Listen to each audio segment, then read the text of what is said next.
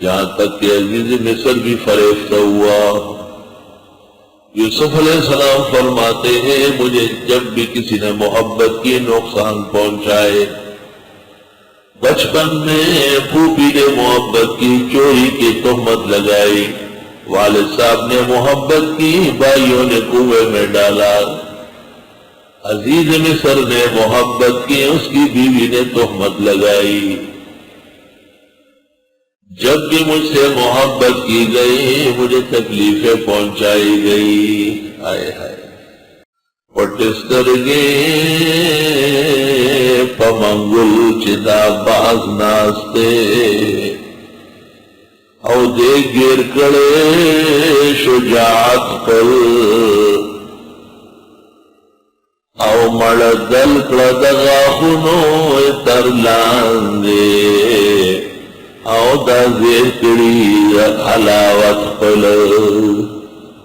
کہتے ہیں یہ باز جو پنجرے میں بندے پیروں میں زنجیریں، اس کی شجاعت نے اس کو یہاں تک پہنچایا، اور یہ پھل جو دانتوں کے اندر کچلا جاتا ہے اور درخت سے توڑا جاتا ہے، اس کی شیرینی اور لذت نے یہ دعوت دی۔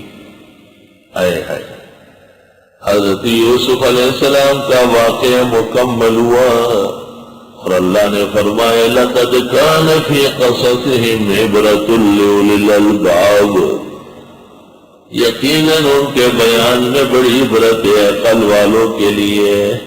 مَا كَانَ حَدِيثًا يُفْتَرَىٰ، یہ واقعہ گھڑا نہیں جا سکتا، وَلَكِنْ تَصْدِيقَ الَّذِي بَيْنَ يَدَيْهِ، لیکن یہ مصدقہ ہے اگلی کتابوں کا، وَتَفْصِيلَ كُلِّ شَيْءٍ، ہر چیز کی تفصیل ہے، وَهُدًى وَرَحْمَةً لِقَوْمٍ يُؤْمِنُونَ۔ کہتے ہیں 11 مرتبہ سورۃ یوسف پڑھی جائے اور حضرت یوسف علیہ السلام اور حضرت یعقوب کے رفع درجات کی دعا کی جائے، قیدی قید سے، بندیوان بن سے، محبت کے جال میں گرفتار عشق مجازی سے نجات پائے گا۔ سورۃ اکسیر ہے یہ، سورت 11 مرتبہ پڑھ کر کے دعا مانگی جائے، جہاں رشتہ شران اور دنیا مناسب و نصیب ہو جائے گا۔ سورہ یوسف 11 مرتبہ پڑھ کر دعا مانگی جائے، گمشدہ چیز بڑے سے بڑا مال و دولت اللہ واپس کر دے گا۔